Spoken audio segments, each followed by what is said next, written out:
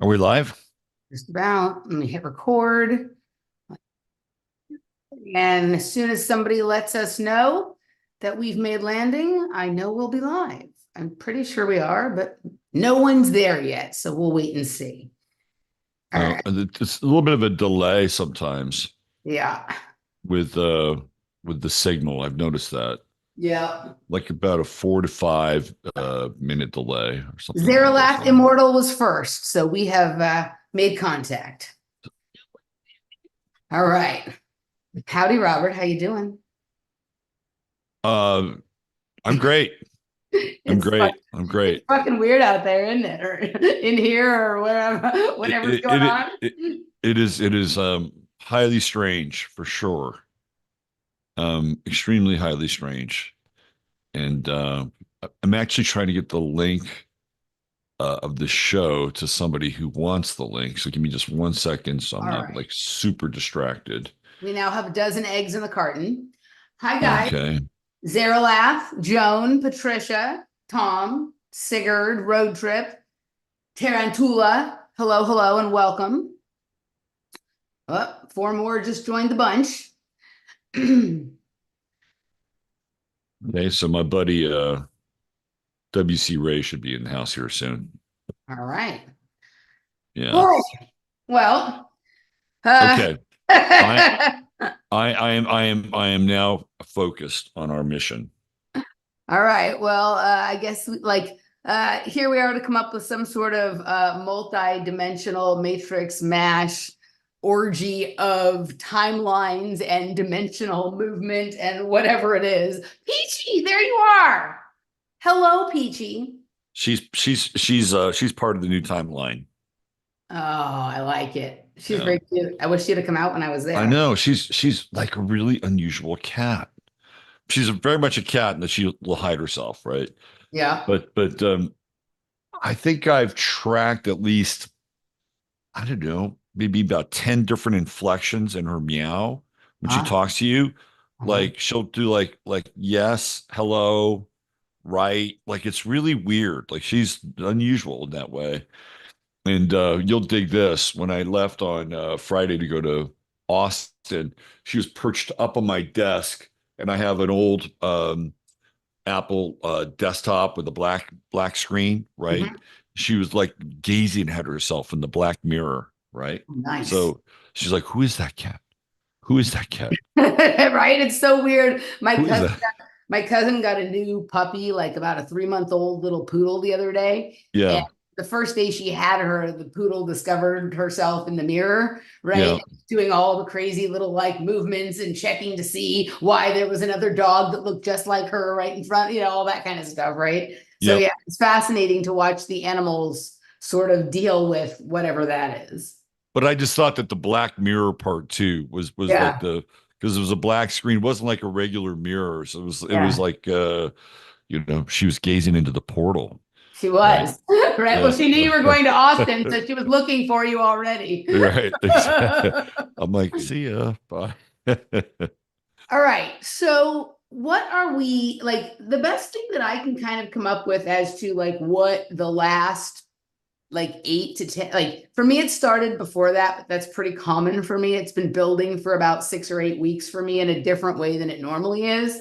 But certainly, like the last 8 to 10 days collectively, what it feels like to me is that there's been some sort of like shift. We've gone through some kind of portal collectively where we as a group are not in the same Kansas that we were in before that. But in addition to that, we've each gone through sort of individual shifts and then shifts within like smaller groups or relationships as well. So we Yeah. have like many things sort of spinning at once, right? And it feels sort of stably unstable, right? Like that feels like, oh, like, sometimes you'll have a day that feels like that, but it has felt pretty consistently like that. And if anything, almost increasing to the point where it feels like, oh, this is going to be like the new normal, at least for a while, right? Right.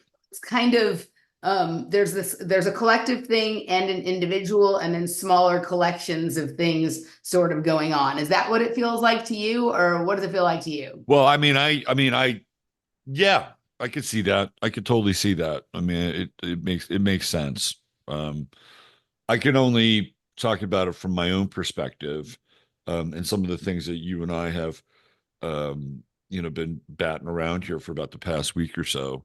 Yeah. But yeah, I mean, from that perspective, like our realities are sort of matching in some ways, right? Hmm. And then today I got a text from uh Mad Maxine up in Portland, and she said, when I was growing up, those little pizza rolls were called Tostinos, Uh-huh. right? Now they're called Totinos. Uh-huh.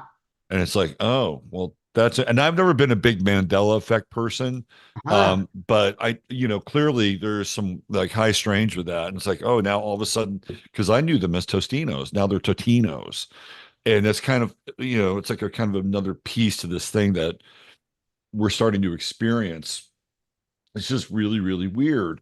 And but not weird, right? Like so when a country like ours gets into a situation where there's and maybe look, we've always kind of flirted with this idea of not really having a leader, right? But just somebody who's at the top of the pyramid, who's, following somebody else's orders. But for all intents and purposes, they're there and they actually, kind of are a placeholder for a leader. We don't have that now, Right. right? We do not have that. And again, no matter what you think of the system, right? That placeholder is usually somewhat important. Mhm. And if you get into like Confucius, right? Confucius is all about the top down and how the top down has to be connected to the will of heaven in order to for the land or the kingdom or the principality to be in harmony, right? Well, we don't even have the placeholder for that right now. So to me, that is a big factor in this idea of like this chaos, Yeah. this high strange, right? This unoccupied space because it's just not there, right? It's just clear. There's no there, and you could say for the past 4 years, well, there was no there. Well, that's true, but there was still this placeholder. The placeholder's not even there now, so I think it's just going to get weirder and stranger. So it's kind of like the obvious dementia of the person who is supposed to be in that role of placeholder has created a scenario that has allowed this sort of collective sort of scattering of like the collective conscious in a way that like in the beginning, okay, I don't know how much time you've spent with people with dementia, but my mom had it, right? And so I've had the up close version of it. And like in the beginning, for the first couple of years, right, you're sort of like pretending that it's still normal because sometimes it feels like they're normal. So it's like, 70 or 80% of the time they're reasonably who they were. And then like 10 or 15% of the time it's like a little confused. And then 5% of the time you're like, what the fuck's going on here? And so there you can kind of continue on almost normally for a while. And then as that for a while that slowly starts to shift. It goes from like 80% to 78 to 75, and you don't notice it so much. But once it gets to like 50, it accelerates, and then like 10% is not far away from there. And you haven't sort of adjusted the rest of your life accordingly to the new scenario where there's a vacuum or a black hole where a semi-solid object used to stand. Right. I think that's a really good analogy for what's been happening over the past 4 years. And now it's yeah, it's just a non-occupied space because there's no longer a there. And the there, whatever there was clearly diminishing. And whether it was, the clone running down or the deprogramming of the synthetic robot or somebody that's acting. It doesn't really matter. I mean, that's one of the things that like people don't understand about reality. Like for instance, they've proven that when the brain sees something like on television, it interprets it as being real, Mhm. right? Like unless you are engaged in some level of, discernment, it doesn't really make any kind of, judgment, right? Like there's no judgment about it. So yeah, I mean, I think that, that's where we are now, and I think it's a really good analogy. But I also think that, yeah, I think that I think we have to talk about the Trump thing too, because I think it's part of it. And whatever happened, and again, I was reading some comments where you left the sort of the intro or the promo for the show, right? Uh-huh. And there were like people saying, "Oh, well, he thinks it's real." That's not necessarily true, right? And even if I did think it was real, and you didn't think it was real, good luck proving it wasn't real, right? Like Right. we're still debating whether or not Kennedy was killed, Right. right? Yeah. Right. And that was like, a long time ago. So in some ways, whether it was real or not doesn't really matter, right? What matters is that what happened after the fact as a result of this thing happening. And it changed the timeline. Why did it change the timeline? Because now all of a sudden Joe Biden is no longer in the race, right? Had that not happened, whatever, right? And you could say, well, it was Trump or it was the Uniparty. Well, tell that to, that woman, that dumb shit in front of the, Congress today, that, oh, well, go tell her that it wasn't real, right? For in her world, that humiliation ritual that she was a part of today was very real. So you can't really describe it as being real or not, because it's happened. It happened, and it changed something fundamentally, right? It changed something fundamentally about what happens next. And now they're shuffling through this whole, dance or charade or whatever with Harris and, the next pool of contenders. But I do think something happened. Something happened with that event, and it shifted the event horizon. Mhm. Because, and again, I don't think Trump had to pull that stunt off to win the election. Like he was so far ahead, right? But there was a little crack in the door that maybe somehow, right, if Biden could run, that they could get it close enough that they could like, flip the whole thing like they did last time. Maybe, right? Is that the reason why this all happened? I don't know. Maybe it's just a slam dunk, or maybe it's a, you know, get Peter Thiel and these guys in. Like again, something fundamentally shifted on that day. And I feel like we're in a different timeline because of that. Because now we've got this whole other cast of characters and players that are going to show up between now and November.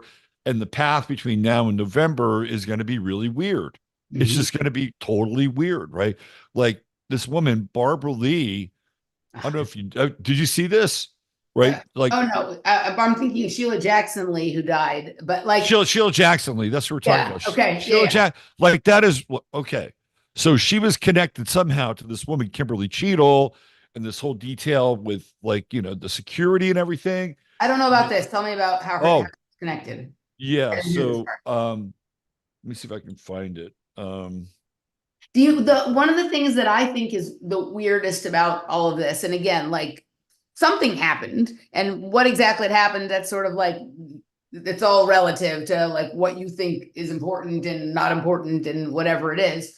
But there was something that happened. The number of famous people that have died that died on that weekend and that have died over the course of the last Huge, week huge. is huge. Yes. Right. And so many of them are people who like are the Mandela effect types, where a lot of people say, wait, didn't they already die a long time ago, or blah, blah, blah, blah, blah. Right.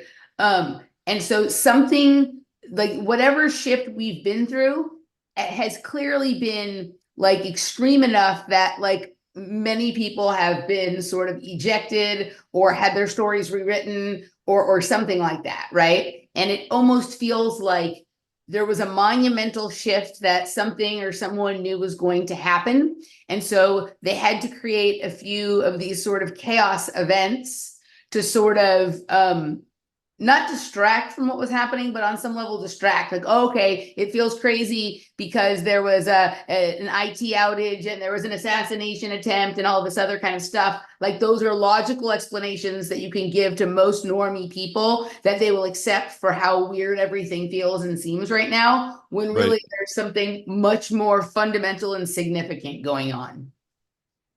So here's the Sheila Jackson Lee thing. Says Kimberly Cheadle confirmed that Representative Sheila Jackson was involved in the oversight of the Secret Service. Oh, interesting. Representative Jackson passed away 6 days after the assassination attempt on Donald Trump, one of the strangest coincidences of this year. It's from Okay, so do we think that she was just sent to Cuba, or do we think that she was taken out, either by whatever side she was working for to keep, to keep her quiet, to not reveal a bigger operation, or by the another faction? Like, what would your instinct? Do you think she's like actually like muerte, or do you think she just got moved it. off? Again, doesn't matter. Doesn't matter, no, but I'm just curious Yeah. what your instinct, because she's a weird one. She's one of Well, those she's people, she's very she's weird, so and weird. Yeah. she's really weird, and she's like has this reputation of being really abusive Yep. to her staff. Yep. And every year she has like the most hardcore anti 2A bill, and she always runs it like every single year. It's sort of Right. like her pastime. And nobody can defeat her in her district Right. in Houston. So I, I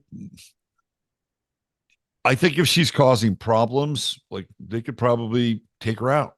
And Mhm. that's probably yeah, I mean it happens, right? Like Right.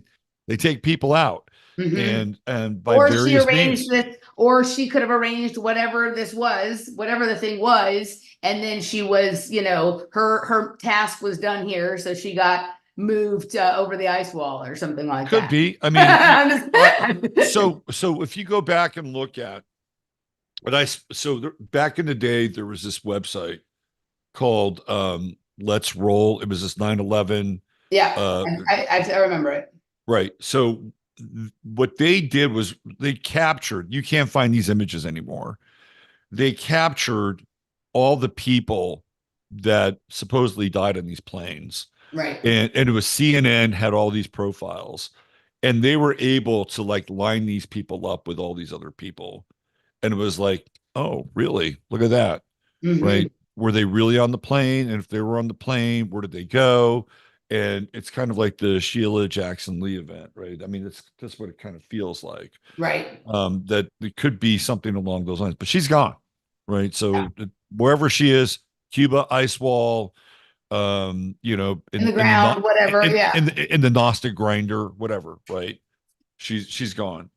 So the relationship with her and this Kim Cheadle is clear. Like she was involved in the oversight of what Kim Cheadle was doing. Hmm. And wow, so she can't be called, right? Hmm. She can't be called to Congress or anything like that. So again, more high strange around this Yeah. whole thing. Yeah. Yeah. Yeah. Yeah. And people are saying, well, why doesn't Kim Cheadle just resign? Well, she probably doesn't get her pension if she resigns, right? If they let her go, Yeah. she probably gets her pension or whatever, right? So she has to go through the humiliation ritual. She's a terrible liar, by the way.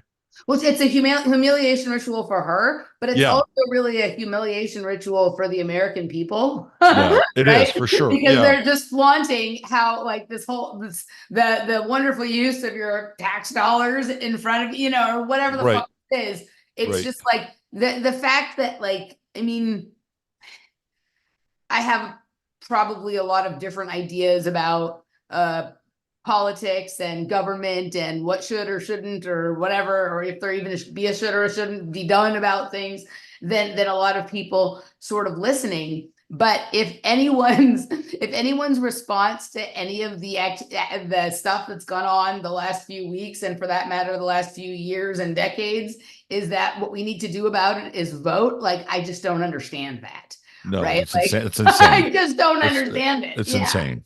Yeah, I'm Yeah. with you. Yeah. Okay. Um, so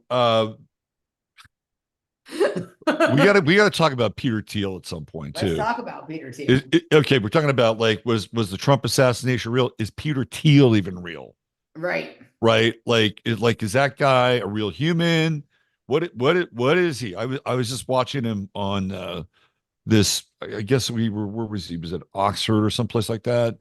And he was talking about like Palantir, and he was kind of giving the pitch, and this person gets up and asks him about, well, how do you feel about the logistics being used by Israel to bomb Palestinians in Gaza? And I thought his fucking program was going to break, right? Like he could not really answer that question. He started.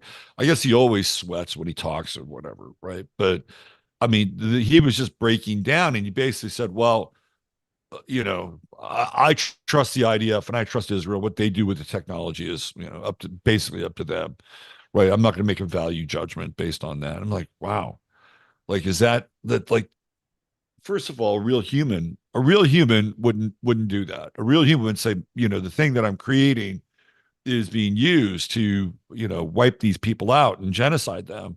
And, I have a conscience, and my conscience says I can't do this. Like, so that even almost invalidates him from being a human in some ways. But is he Mhm. even really a human? Right? We know that he's into LE and all this other stuff. And it's like, wow, who is this guy? And I Yeah. think he probably is a human. I'm, but he's certainly not acting like one. So, I mean, I think he's super creepy. Like, like all of these types are creepy, but each one in a kind of different way. Like, Yeah. they each play like an archetypical different ghoul than the other ones, right? Um, so to me, like the whole thing, and like I was listening to a couple of Whitney Webb interviews, which I know you were too, and I have Yeah. mixed feelings about her, but like the interviews I've heard of her this week have been excellent, Yeah. right? Like, so he presents himself as a libertarian, yet for some of his companies, literally his only clients are governments which use his products to surveil, profile, and ultimately like or to, remove liberty from individuals, right? So, that's fucking crazy, but like it's no crazier than people that people are willing to accept that, right? And can go into this idea that people that he is funding are fundamentally part of a solution is goes exactly along with people thinking that voting is the solution to what our problems are right now, right? There's no like people like if Peter Thiel thinks Trump or RFK, because he was donating to RFK before that, or JD Vance or anyone of these people are a good idea. And he's putting the money he makes from all of this stuff into supporting them, who both of them, though they may have rhetoric that slightly pleases people, certain people more than the rhetoric of the left or like total neocons or whatever, both of them have participated in surveillance and restriction of liberties for the American people. So why anybody would think like I just don't understand how people still are like, yes, but Trump is the solution and JD Vance is America first or some type of modified libertarian or whatever it is. Like it's insane to me. Like I don't understand. But this is the purpose of all of these. They're having to become increasingly crazy, the actions they take, right? Like whatever this was we just watched last weekend in Butler, Pennsylvania, or whatever we've been watching for the last 4 years, being the figurehead or whatever it is. Like the craziness that the stage show has to be to get the response that they want from people, which is belief in the system and doubling down on participating in it. Like that seems to be working because people still continue to fall for it, even though they have to work harder for it every time. Ultimately, it does work. And many people who, after the last time it happened to them were like, never doing it again, or that's the last time for me, end up getting sucked back into this idea that, like one of the wrestlers on stage is actually not in on it and thinks he's fighting a real battle. Yeah, right. I mean, I think that's a really, really good point. And it's sort of like, okay, well, we'll take the populist middle again, right? We'll take the populist middle but then underneath we'll bring in Peter Thiel and all these people, who will be creating, the either the surveillance state or, their version of the World Economic Forum's model, right? Because I think that they're probably in competition with one another. That's Yeah, what I think, totally. Factions. right? Yeah, Faction. Yeah. right. So now it's like, okay, well, we're not going to go down the Klaus Schwab route. And when Yuval Noah Harari, when he is all clammy and says, well, if Trump gets in office, right, that's it. That's the end of, their version of the New World Order. Well, he's right. It is the end of that, but it doesn't mean it's the end of the The New thing. World Order. Yeah. Right. It's just the end Yeah. of their version. Right. Right. So that's what I think people need to be aware of. And I don't, do they like, does Peter Thiel really give a shit about Billy Bob and Bobby Sue and Flyover? No, Yeah. Not at all. no, not at all. He doesn't care. And most of those people don't care.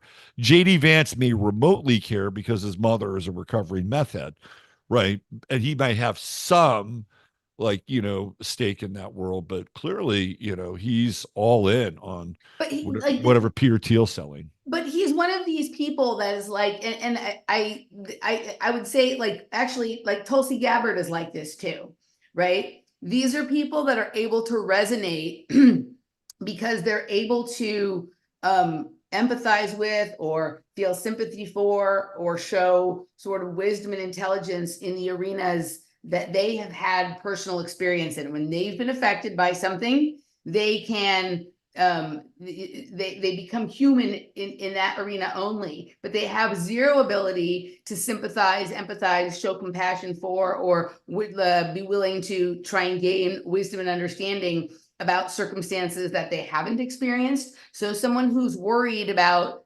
the disadvantaged people in the Rust Belt, but is like, go Israel, go, and can't empathize with the disadvantaged people of Gaza or the West Bank, or, there's a Right. million other circumstances I can say, that's not really helpful. Like if you're right, I mean, that resonates for a core group of people.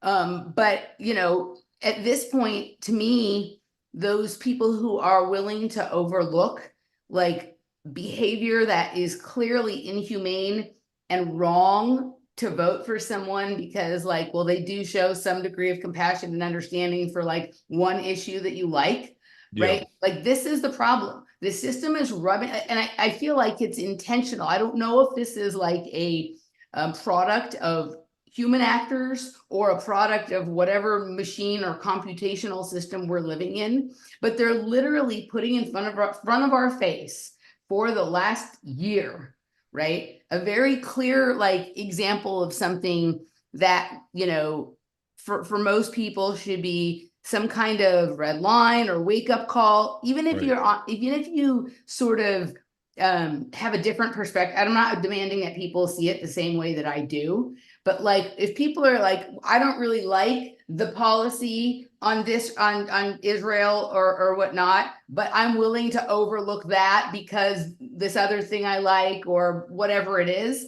that's how we've gotten to this place, Yeah. right? Yeah. That this, Yeah. and this whole, as far as Peter Thiel, and I see Elon Musk this way as well, and it's easier for me to see it in the two of them for some reason than to completely understand it in someone like Jeff Bezos, who I know a lot less about, or George Soros, who's like an older model. That they might be quote real people, but they're actors that have been hired to play sort of a composite. They're like a symbol of an entity, and that entity is made up by a lot of different things and a lot of different people. And their sort of role is to be the front man of that, like they're the composite, right? And so they don't really understand everything about what it is that they're fronting.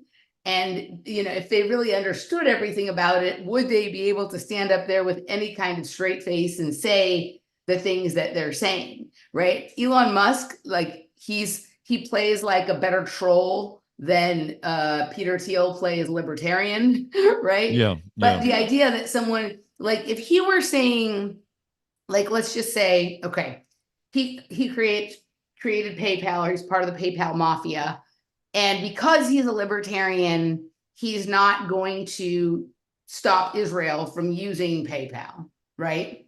But a libertarian, if you believe in libertarian ideals, by definition, you would not create a tool that governments could use to do like things that would take away liberties from people. Like that doesn't even make right. sense. Yeah, no, I totally agree. I mean, it gets back to Peter Thiel's business model, right? Right. It's the same thing. Um, yeah, I mean, I see these guys as kind of the next iteration of like Bill Gates, right? Like Bill Gates is clearly older. People can't relate to him. Um, Feels to me like he's in the WEF George Soros pocket. Then you Mm-hmm. have these other guys, and I always felt like Elon Musk was going to be the sort of the next version of Gates because he was younger. They're grooming him. They're putting him in the Iron Man movies. They're trying to, oh, look, he's really Elon Musk is really Tony Stark, right? So it's like they're giving us a slightly different version of that reality, Mm-hmm. right? And then putting that up reality up to people who are, theoretically younger, hipper. You can't rule. Oh, like there are people who are in their 20s who can't even relate to who's Bill Gates, right? They don't remember him from Microsoft and launching their platform and all these games. So I mean, I think there's that too. I mean, I think that that's kind of what you're getting at, right? That these people are sort of playing this role and they're being branded and promoted in a certain way so that the majority of Americans can go, okay, well, we can trust these guys. Oh, well, Israel, that's okay because we're on Israel's side. And if you get to a certain point in the right, I mean, they're going to have that Yeah. story and they're okay with it. They're just like Yeah. really okay with it. They don't have to genuflect over the fact that it's killing people, children, women, and and it's very strange, right? Like last night I was talking about how these people are also part of the breakaway society, Yeah. right? Like their whole idea is to amass all of this money and power and influence so they can create their own version of this world, like the robber barons did, Mhm. theoretically after they found the technology or whatever. So they're really invested in a breakaway society where they're like the techno lords. That's really what they want to be, is like techno lords. And again, they don't really care about people in the Rust What Belt was that or movie? It's like Jupiter Ascending. I think it was called Jupiter Ascending, right. Yeah, where you have yeah, like these wealthy, magnates or whatever who've like created their sort of off-world palaces, but the energy that they're using to power like the existence of that dimension is like running through the genetics of a cleaning lady at a hospital building. right. Yeah, Yeah. yeah. There's also Elysium, which it gets into that whole Yeah. off-world breakaway society. Not as connected to the human battery, but it's the same. It's based on the same thing in some ways. And I mean, that's what they are. They're part, and Bez is part of the breakaway society as well. Yeah. So the thing that I talked about last night on my show is that the problem with investing or allowing Peter Thiel to invest heavily in JD Vance and Trump is that they won't look anywhere else for their technological solutions, Right. right? Like, so there's no real meritocracy there. It's like somebody says, "Hey, man, I got a real solution to deal with this problem, and it's really cost effective." And they'll run it by, their techno guard and say, "Well, we got a solution to that. Don't worry about it." Right. So it doesn't really promote innovation. It's only the innovation that's being promoted by the people that have invested in them. Right. So to that end, it's like it's a closed circuit, right? It's a closed loop. Just like it may be a bigger closed loop than the World Economic Forum, but it's still ultimately a closed loop because they don't want any competition. Well, it's also, I mean, really, it's designed to appeal to people who even if they, just like we were talking about before, willing to overlook stuff, even if they kind of disagree with some of the ethos of it, like it is less offensive to them than whatever George Soros and Bill Gates have been doing. Yeah, right, Right? Like exactly. it's Yes, it's at least more sort of overtly individualistic and capitalist in nature kind of thing, right? A right. little Yeah, bit, and more sort of viral meme type of reality than that's other thing. And so it's like we unfortunately have become a society that is like slave to our preferences. And if something is preferable to us, that can sort of stand in to something that is actually like ideal, or that is like something we're really definitely like morally okay with, right? If yeah, it tickles yeah. our preference button, then it's kind of like, well, since I can't get anything I really want, I'll just go with the one that's preferable to me, which is like a really fast path to hell. Yeah. I mean, it really, if you really want to use Bill Gates as the metaphor, right? It's Apple versus Microsoft, right? Totally. And these guys are Apple.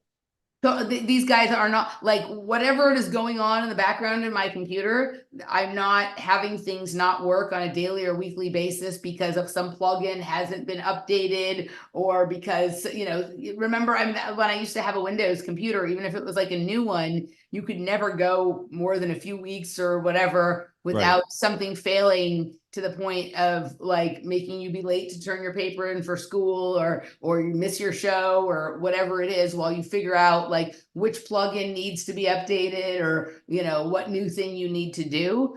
They maybe doing something just as bad or worse in the background, but because I don't have to know about it, it's like sleeker. It's like a right, Tesla as opposed to a Prius or something like that, right? right. Like Yeah, you don't yeah, have to see the messy part. It just happens automatically. And so it's kind of like genocide happening in an area of the world that we don't have any sight into. So it's not like it feels different to us than like going downtown and seeing homeless people on the streets right here. Like that bothers right. us more for some Yeah, reason. Yeah. yeah, yeah. I mean, that's really what it comes down to. The third option would be Linux, right? Open system. Right. And it's not an open system.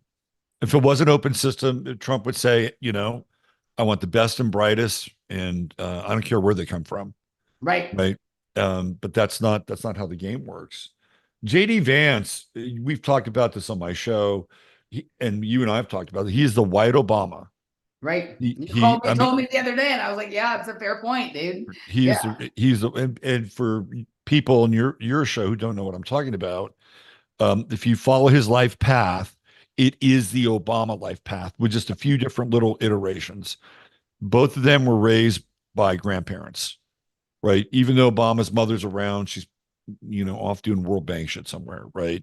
So multiple fathers as well in the JD Vance world, right? Whether they're like stepdads, like he had a birth dad, he took the name of the stepdad, so but then he took anyway. So there's that, right? Now Obama doesn't go into the military, right? But when JD Vance eventually matriculates into post grad, he goes to Yale.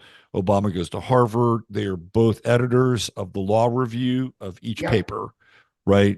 Then JD Vance winds up writing a memoir about his life, Hillbilly Elegy. Obama writes Dreams of My Father, right? Both of these books put them on the national scene, right? It's like, oh, well, look at this. This is a great story. Then he goes and works for the same law firm that Obama worked for, the Mhm. Sibley Law Firm in Chicago. Yeah. The exact same building Yeah. that Michelle and Barack Obama worked at, right? So up to this point, he's like mirroring Obama, with the exception of you can insert Ohio State versus Columbia, right? It's kind of the interim colleges, and like Obama does this weird thing with was it the business machines or whatever the fuck it is, where it's a CIA front where he Right. spends that year, right? That's kind of the version of JD Vance's Marine turn. And then where it gets a little bit different is that Obama goes straight into community organizing, and then eventually runs for uh, alderman or whatever. JD Vance takes that turn and goes to Silicon Valley, Yep. which is a little bit different, and then starts his own. But it's Uh, not really different. Like for the right wing, that's like the same next step that yeah, Thiel you're right. You're has right. for the You're left. right. You're right. Absolutely. So Yeah. it is a mirror, but it's kind of a reverse mirror, Yeah. right? And then and then nobody. It's just like you just don't go to Silicon Valley and start your own like hedge fund or capital funding source, and then immediately meet Peter Thiel, and you're brought into the you're brought into the crowd like just like that, and that's what happens to him, right? So he's kind of like the white Obama. They're both Leos too, Yeah. and I think Obama's born what like the 5th of um August. I think JD Vance born the 2nd of August. So even their birthdays are very similar, like 3 days. Um anyway, yeah, he's had this scripted life. Like, once he got through whatever his upbringing was, it just feels like go here, go here, go here, go here, go here. And then you and I talked a little bit about this, before, is that he's in the Marines, and he doesn't even have to deal with blowing people's heads off in Iraq, right? Like he gets a really cush job, basically being a part of the State Department vis-a-vis the Marines. And, I think that he probably was noticed Mm-hmm. by somebody in the Yeah. Marines, right? And it's like, okay, you don't have to do this, right? But you may have to play along in other ways, right? So anyway, that's you know that's who we're dealing with here. We're dealing with a scripted character. Um, yeah, Like I just don't think that you get anyone at those levels that isn't a scripted character. right. Like I think that, I mean, I don't know if you can get out of city council or like maybe like state senate or something like that without, if you're not a scripted character. And like, sure, there's been like a few anomalies. There's your Cynthia McKinney's and your James Trafficants, maybe your Dennis Kucinich or your Ron Paul or whatever it is. Some of them got run out of town as soon as they went off script, and Yeah, others, even if they didn't sort of play a similar role as the other scripted characters, ultimately like they were there for some purpose that served the system, right? So I mean, if our attention is being drawn towards someone, it's because there's something that wants us to pay attention to that, right? And like I just don't think that, like, I mean, the amount of videos that there are on YouTube, right, is like insane. The ones that get recommended to you are for a reason, yeah, and the reality that is off of the screen is not that different than that right. at I, this that's point. that's a great point.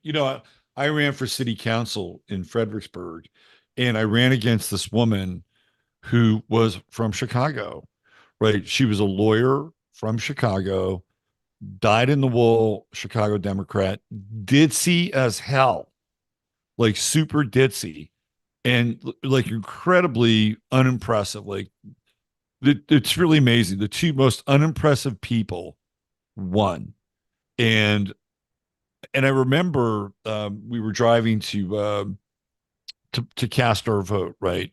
So I'm driving, and I was with Joan, and I looked on a lawn, and I saw two signs for city council, and it was this woman, and then it was this other guy, Bobby. And I said to Joan, they're gonna win. They're gonna win. I can tell you that right now. And it was like, why?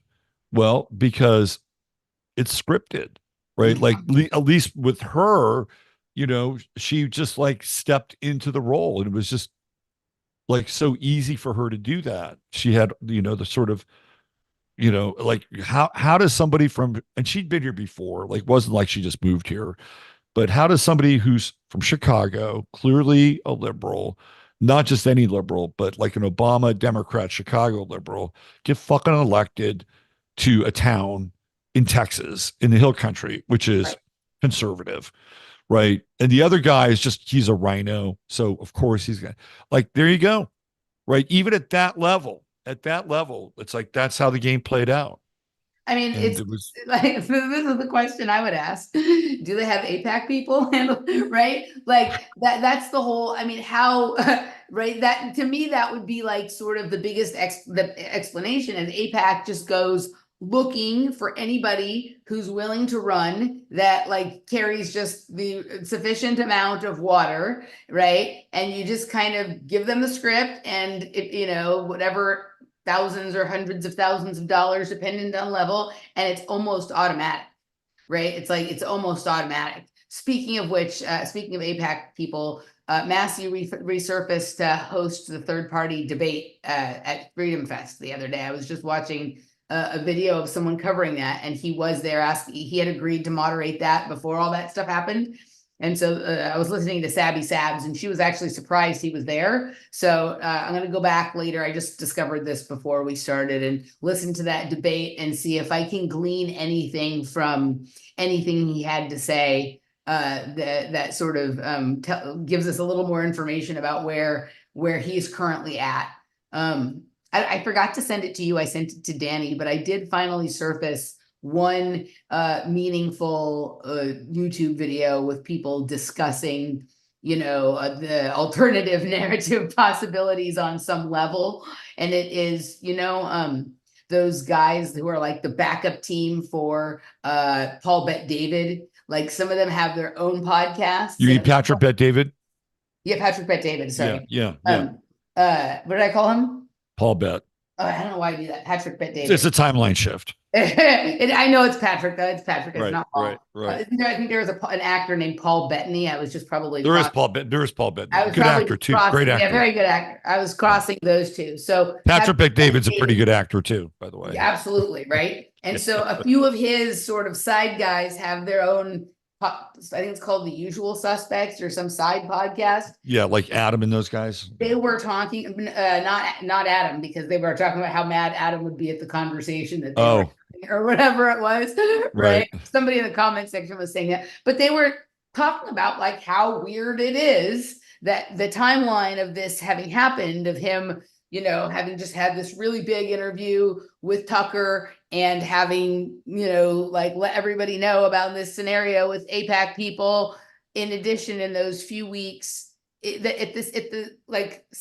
simultaneously to the APAC person stuff, he also resubmitted a bill to end the Fed, and also basically, you know, did some He did a bunch of stuff. It was like farm questioning of stuff. Like, Fauci, and well, Fauci too. Like he yeah. basically, you know, he got in Fauci's face in reality in a way that people like Rand Paul do like a stage show about, but it's and But he was real. He was real. Yeah, that's right. That's right. right? Yes. Yeah. So he did all those things in like a 2-week period. I mean, maybe he just decided, maybe they collectively as a family decided, like, let's make a strike, let's go for it and see what happens. And maybe he Right. got dinged for that, but he's okay with that. And she was, we don't know what's going on here, right? But that was the only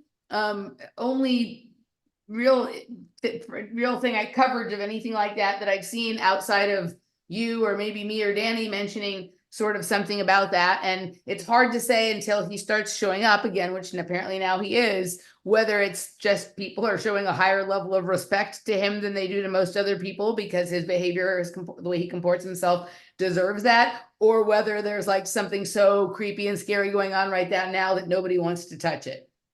Certainly possible. Well, I think I sent you the first tweet I think he had was like with his new dog. Oh no, I didn't see that. Oh, you didn't see that? Oh my No. God. I mean, that tweet, it's his first tweet, he's got a new dog that he calls Possum, which is really funny. I love it. Yeah, and it's a big kind of blue heeler Australian Shepherd mix or something like that, right? Big dog. And the title of his tweet, his first line is timeline cleanse.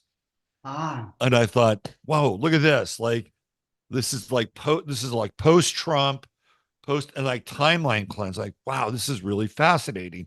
Like Yeah. we're in kind of glass bead world with this whole thing, Yep. right? Yeah. I'm like, holy shit. Now today, Massie basically he spilled the tea, right? Ah, He basically said not about his wife, but he basically said, um, yeah, of course you wouldn't notice. He was talking about Biden. Of course you wouldn't notice because you wouldn't notice a coup in your own country if you saw it happen, right? So basically, he's saying, look, we had a coup in 2020, which right.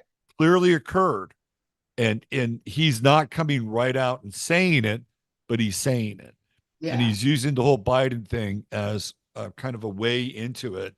And it's like, well, it's about time somebody fucking talked about it because it was very obvious in 2020, like that's what was happening. And it all started with COVID and George Floyd, and it ended in the election and then Biden, right? And then you've got zombie president post coup.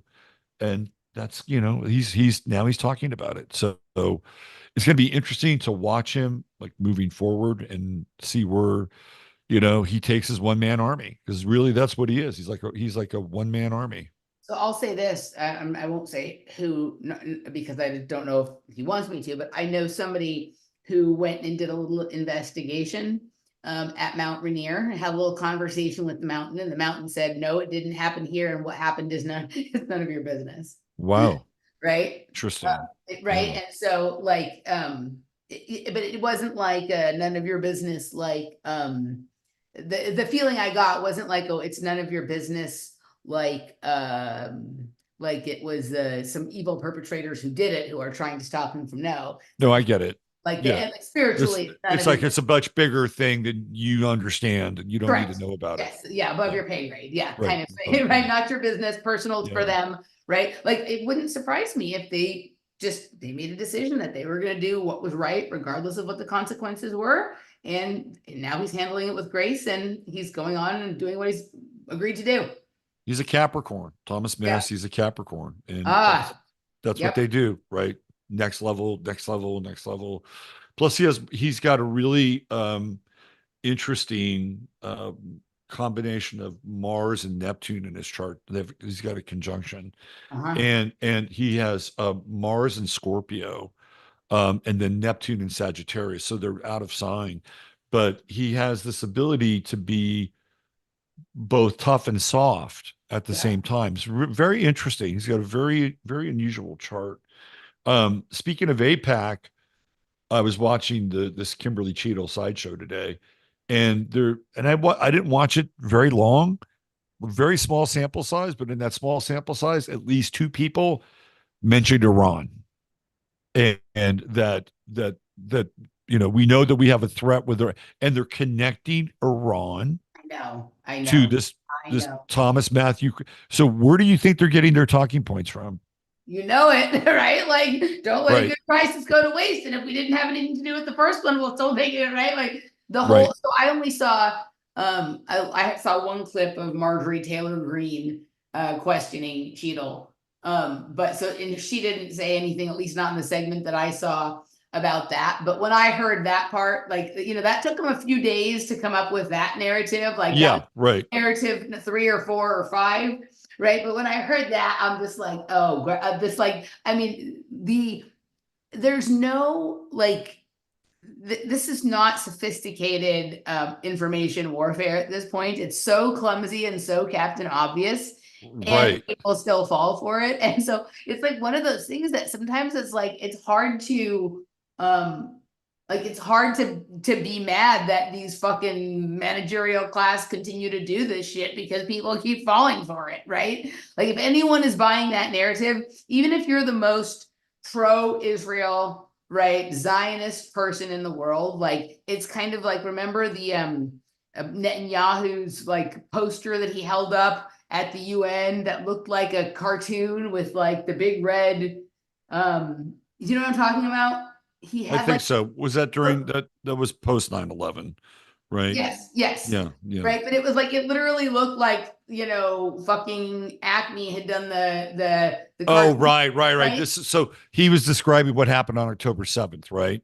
No, no, Is this that was like years ago, like oh, where he had like this cartoon poster. Like right, he was testifying about like why it's so important that the whole world do whatever he wants. And like his drawing literally looked like some fucking Wile E. Coyote shit from Looney Tunes, right. right? But that's what this is. Like that's the level of what It this really, it really is. It's like, but okay, but when this happens, right? And the thing with Trump, which is really interesting, is that number one, it's an assassination attempt, and they usually work, right? Like they usually work. The person usually gets killed, but this doesn't happen. And then, there's this triumphant kind of moment at the RNC. And so people are, um, oh, look at that. right? It's this one. I mean, these are cartoons Oh, of that's him fucking doing that, but hilarious. this is him testifying on the floor at the U, Oh my God. right? That is, yeah. It reminds me of like, uh, Rocky. Did you ever watch Rocky and Bullwinkle? A little bit because my sister did. So like I would see it, off to the side or hear it in the background, but I was So never they were always at kind of, odds with Natasha and Boris Badenov. And so it reminds me of something like from Rocky and Bullwinkle too. yeah. But I mean, there's just so much like psychic, uh, effluvia, or not even effluvia. There's just so much psychic updraft, Right. right, from this whole event that people can get carried along in the winds of that when they start talking about Iran and just dropping hints of Iran at this Kimberly Cheadle thing. It's like, oh yeah, because it's sort of like positive trauma. That's what it is. It's like positive trauma. It's not negative trauma in the sense that something terrible happened, because that's what usually impacts people and then splits their gourd, right? This is like positive trauma, but it's still trauma nonetheless. And then they try to slip in the program on the backside. Well, in this case, it's sort of like, oh, let's just ride the wave. Let's just keep going. Did you see this?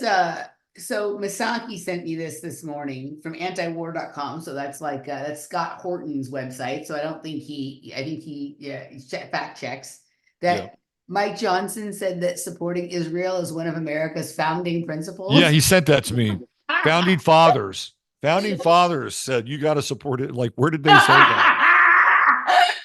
Right. But there's some fucking Christian Zionists out there that would believe that. They're like rah rah Constitution, founding fathers, and like can't even do the math about that idea.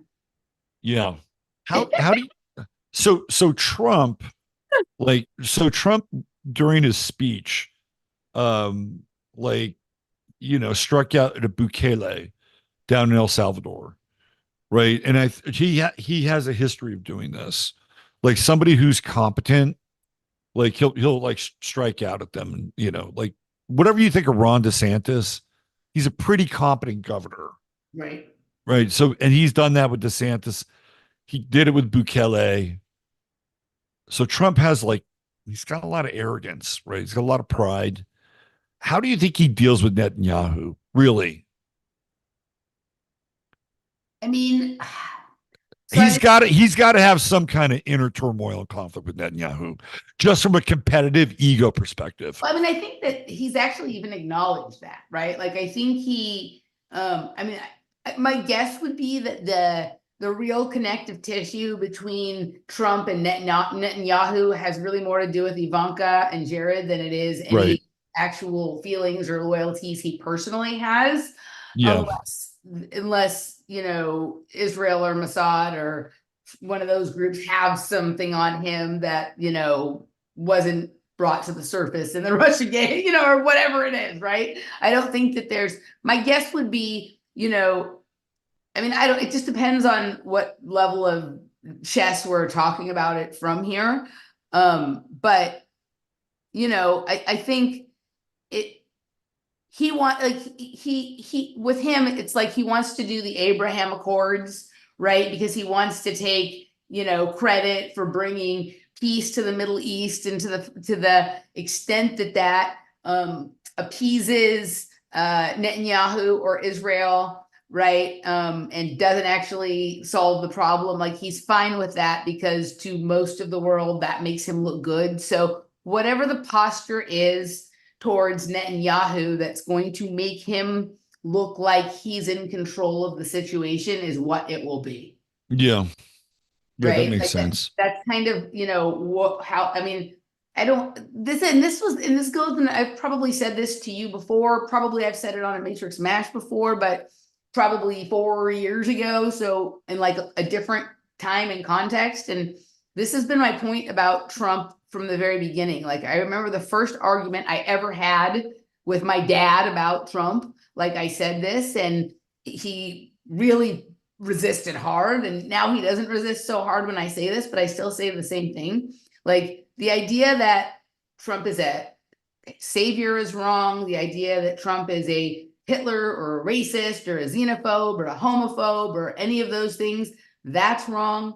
Trump is a narcissist. That is all Trump ever is and ever has been. So Trump will always do what makes him look good and what makes him feel sort of important and powerful and strong, which in many ways makes him more dangerous than someone who is a racist, homophobe, xenophobe, because those people at least believe something. Donald Trump doesn't actually really believe anything except for he's great, right? And so whatever move at that time will make him, if it became tomorrow very clear that making life wonderful for any marginalized group of people would make him go down in history as the best president that ever lived, like, he would do that, right? Like, it wouldn't be because he cared one way or the other. Like, I don't think he loves or hates anyone except for the last person who said something nice or mean about him, right? Like, Yeah, yeah, that's yeah. why he's able to, that's why he fell prey to all of these ridiculous people in his cabinet, because they learned that if you praise him and go along with one of his little song and dances, he'll be like, you're wonderful, I'm going to put you in this important position of power. And then the most recent person who said something critical about him, like, he'll do to them what he did to Rosie O'Donnell or whatever it is, right? Like, he's completely team Donald Trump. That's what he is, Yeah. right? Which makes him, more dangerous than the people who think he's evil think he is, and less socially unacceptable than they believe he is at the same time, right? Yeah, yeah. I mean, I think that yeah, I don't disagree with that at all. For me, the real litmus was, all the victory laps he took after COVID, right? It's like, Right. I'm like, okay, all right, we get it. Greatest thing ever you've ever done. All you needed to do is just say, hey, look, I thought we did a good job. Could we have done things better? Maybe, but under the circumstances, you know, what other president has had to deal with that I had to deal with? And I did the best I could. And you know what? We're up, we're running, bang, right? And just leave it. But he just kept going back again and again and again. Like, he It's could like, have, I mean, he actually could have made he could have made a really good Obama or Clinton-esque kind of move by saying, hey, look, there was people who really wanted that and felt like that was necessary for us to get back to normal life. So I did the best I could exactly. to create that for them. And I also fought against the idea of mandates for the people who didn't want that. And so the Yeah. people who wanted the vaccine, they got it. And the people who didn't want it, yes, it was not ideal. Maybe could have done better at not allowing so many lockdowns or whatever it is. But here we are this many years out. The people who want it had it. The people who didn't have to, and or whatever it is. He could present the same dumb action. He could have done just a better job packaging that. And it's his ego that wouldn't allow him to do that, because Yeah. he can only be associated with things that are the best ever. It's gonna be huge, man, right? Like, it has to be Right. that. Yeah. Yeah. Yeah. So the astrology of the assassination lined up though. I mean, we were talking about it months before, and it was like right in that pocket, like right in that window. And it's like, well, how do you, if you think it's fake, then how do you describe that, right? Like, so it's actually happening. It's happening. And even this guy Crooks, I ran his chart, and he's got a Mars Uranus conjunction right across from Trump's Mars in his first house. I mean, literally, whether he's the shooter or not, right? Literally on a line Right. across from Trump, It right? has to be that way, right? Like Yeah, all this, what everything is ultimately about is about alignment, yeah, right? You yeah, have to be, like, so whatever it was, like whether it was exactly the narrative that they're selling us, or whether this was like a bigger sort of galactic shot across the bow, a right, penetration right, of dimensional like membrane or whatever it is, things had to come into alignment for something to be able to move through. yeah, And that happened. yeah, yeah, absolutely. Um, yeah, and it just felt like, okay, we're in a different timeline now. Yep. And I, whether you think it's theater or scripted, if you go back to 11/22/63, when Kennedy was again assassinated, or some people don't think he was assassinated, it doesn't really fucking Right. matter Same thing. Doesn't matter. It's an because alignment. he's Yeah. he's he's gone, right? Trump's the Kennedy assassination that doesn't happen, right? That's the timeline that we're talking about. So whatever you think, right? That's the assassination that doesn't happen. With Kennedy, it does happen. And what's really weird is, I don't know if you saw this or not, but all of a sudden there was this film of Kennedy in his car driving all the way through Dallas that just all of a sudden popped up in the wake of this Trump thing. Now, I don't know if it's true or not. I don't know if it's AI or not, but all of a sudden, now we've got this piece of film that happens on the back side of this. Well, isn't that fucking interesting? I Right? haven't Like, seen this. So where did you see this? I You have told me this, about it, but I haven't seen it. it's Twitter, this woman that I follow on Twitter. She said, she posted, she's like, WTF, right? I mean, so sure, like there's all these possibilities of like AI, deep fake, whatever. That's exactly what I'm But talking about. but the Right. fact that it appeared that at that time is interesting. Yes. The other thing I'm thinking about now, what the Kennedy assassination, whatever that was or wasn't, brought in was Lyndon B. Johnson, Yeah. right? And like what this seems to have brought in is JD Vance. Like it seemed all of a sudden Well, don't after, forget Mike Johnson. He's on the sidelines. You got well, another correct. But Johnson. no, but we'll get to, well, he's the one who says that Israel's founding principle. Yeah. Right. Yeah. I do want to hit on that a little deeper before we're But done you're here. right. JD Vance is sort of, in some ways. Yeah, I mean, because like, Yeah. In some ways. people talk about like JD Vance being, because he's kind of he's pro union, and he thinks that, like, I don't have any opinion about this, but he thinks that like Lena Khan person, who some people said was a communist, is doing a good job or whatever it is. Some people say he's the ideal of that like sub-genre or movement that like Jackson Hinkle started called MAGA communism or whatever it is, or Well, it's like Steve Bannon. Steve Bannon is a populist, right? He's a right populist, so he's kind of a bit in the Steve Bannon pocket. right. And if you think about it, like in some ways, like Lyndon B. Johnson, we've talked about this before, like the great brought in Medicare and the Great Society and all of this kind of stuff. Like he did, I mean, granted, the Kennedy, administration was Democratic, a Democratic thing, but Lyndon B. Johnson was like a little bit more conservative on some levels than Kennedy was. But then he brought in these sort of ideas that were sort of this middle stripe that we've been living with ever since, Yeah. right? And No, it feels like yeah, he is. JD Vance is like a similar kind of character to that.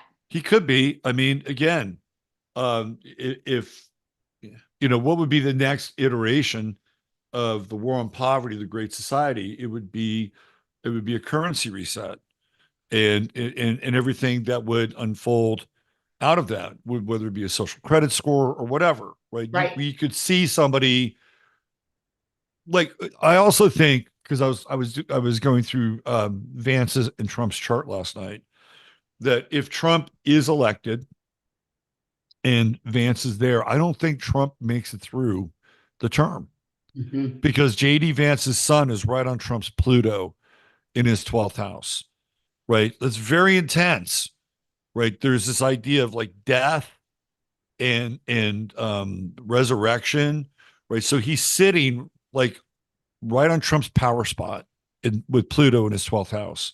So I think it's possible that quite possible that if they do go down this path and they are elected, that Trump doesn't finish the term.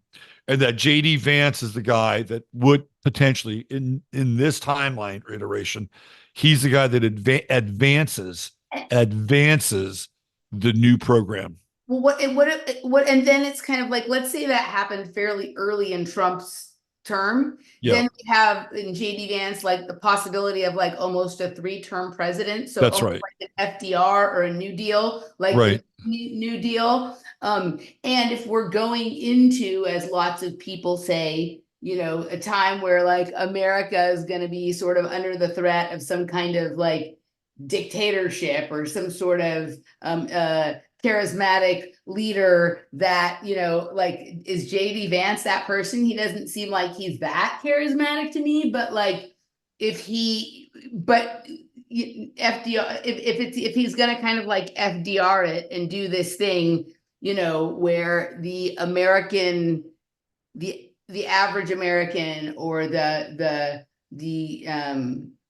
working people type of American feels sort of acknowledged in a way that they haven't felt for the last 4 decades, even if it comes at the expense of some of their liberty, which they may or may not notice or even care about at this point, because you can have all the freedom in the world, but if you can't afford anything, you don't on some level, right? So if Yep. Yep. suddenly they have more resources, like Yep. even if they have some restriction, I'm not making an argument or a support for this. I'm just trying to think about like how this could be sold to people, right? Well, If if people things got incredibly bad, then selling something like that gets a lot easier. Well, right. Or also, if whatever this is brings in a scenario where suddenly working people can like afford a home and a vacation A and ship house. their kids Yeah. again, Yeah. Yeah. then like it might not, there's like, we've been through enough weird stuff that there are people out there willing to make certain sacrifices for Yeah. that ability to be able to have a life. Yeah. Yeah. And so, and the way he's sort of kind of, I don't mean this in the same way that some people do, but like the way he's sort of both sidesing it, right, is sort of creating this middle stripe that could be very effective to bring in things that otherwise it would be impossible to bring in. Right. Exactly. I totally agree. One of the things that I did a show, I don't know, probably I think it was still in the apartment in Fredericksburg, so probably about 2019, probably about 5 years ago. And and it was called the Leo Code. And I looked at all the presidents that had been elected recently, with maybe the exception of Nixon, but they all had these really strong Leo tendencies in their chart. Mm-hmm. Like for instance, George W. Bush, I believe, is a Leo rising, even though he's a Cancer sun and his sun is in the 12th house. Of course, you have Trump, who's a Leo rising. You had Obama, who's a Leo. You had Bill Clinton, who's a Leo. So there's all this Leo stuff going on in these charts, right? And JD Vance is a Leo. And so one of the things that I think is connected to the sign is also this idea of bloodline. And Mm-hmm. even though JD Vance, you know, comes up from this hillbilly background, you don't know what's in his bloodline, Right. right? Like he might have something in his bloodline that they understand, and Right. Yes. that his Right. circumstance is just his circumstance, and somebody's somebody spotted that along the way, right? So you're marching me into territory that is sort of my domain, and also will satisfy the request of someone from the comment section in the post earlier about the Tracy Twyman touch, right? So Okay. if you recall, in one of her narratives, I believe she was talking about like the Lion's Gate in this sort of kingdom above, that there was some sort of battle or activity going on sort of up in the sky, like outside of, the normal human's ability to sort of see. And she connected this to some of her stuff about the Plus Ultra and the 33 Club at Disney World or Disneyland. And she had the whole narrative. And I don't know, because I never listened to like a lot of the private material she created, but I would hear some of her public interviews, right? That, some of these kids that were sort of in the Mickey Mouse Club or the 33 Club. When I say Mickey Mouse Club, I don't necessarily mean like your Aguileras and Spears and Justin Timberlakes, although it certainly could include them, but maybe some of the lesser known ones, but how there was like a pin, and some of them would have a pin, and if they wore the pin when they went on this one ride, there was like a ray of light that if they were of a certain type would hit it, and this whole other kingdom with a ladder up to it would sort of appear. I may be getting some of this wrong, and if I'm getting it wrong, it's just because it's been so long since I listened to it, but Right. it seemed to be dependent on some of this sort of bloodline type of stuff that we're talking about. And I have completely reassessed my idea of what like bloodline has to do with, right? And it literally has to do with the trace elements that are in the metals, and the trace elements and things that are in your blood, and what sort of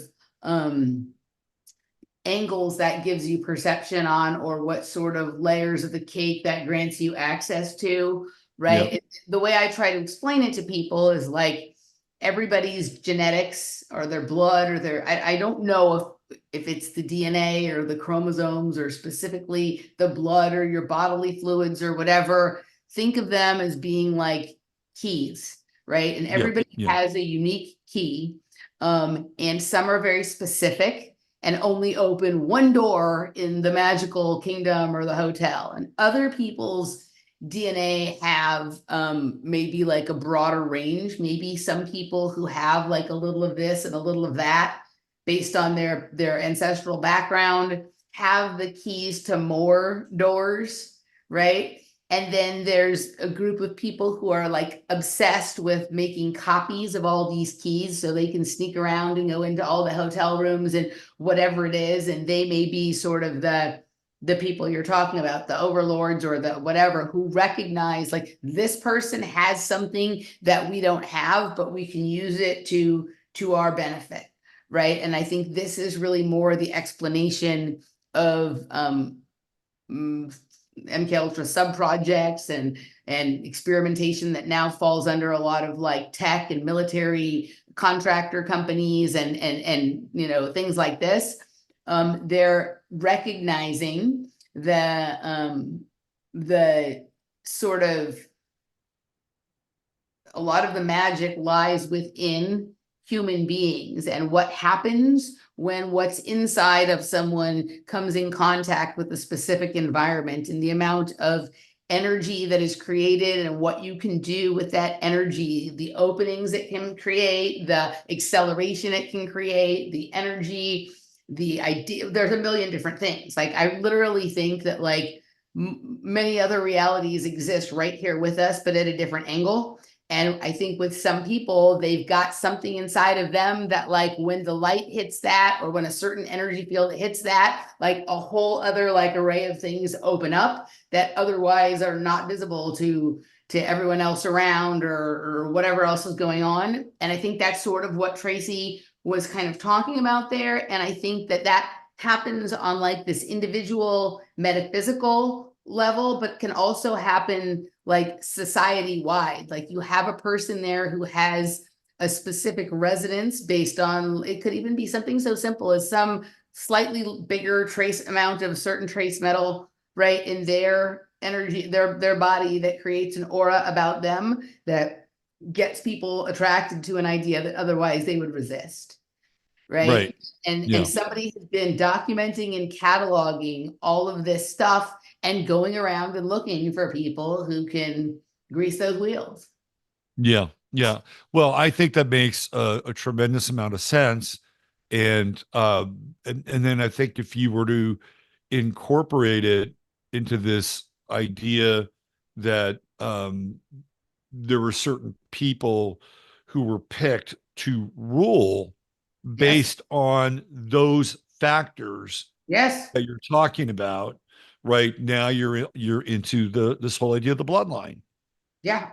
I mean, but So and this is also why though, so some people are picked to rule based on this, and then you also have lots of ruling families doing things like robbing genetic material from poor people, or having, someone in their family mate with the servant or the slave, because they're trying to incorporate just the right amount of that into of some extra little juju into their bloodline that will allow them something that previously was beyond their ability to attain or whatnot. So you have all kinds of stuff going on like that. But I mean, I yeah, think that probably like, you know, uh, there's a huge amount of genetics trafficking to go along with sex trafficking and drug trafficking and all of this kind of stuff. Like, I think that a lot of the magic potion is literally inside of us, and that's why there's such an interest in I totally agree.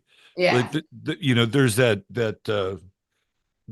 tawdry rumor, which I don't think is much of a rumor, but the Rolling Stones supposedly would go to L.A.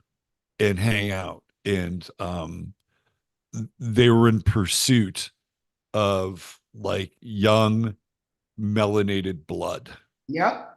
right? That's what they would go there for.